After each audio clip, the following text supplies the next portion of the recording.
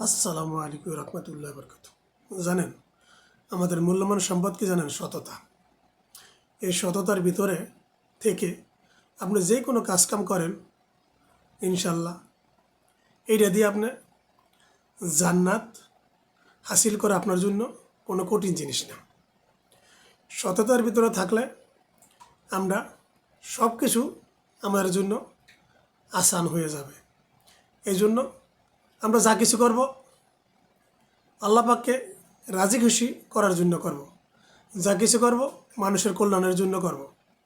যা কিছু করব মানুষের ভালোর জন্য করব। জীবনে যা কিছু করব আখেরাতের চিন্তা ভাবনা করে করব। এই দুনিয়ার মেহমান খানা অল্প কয়দিন।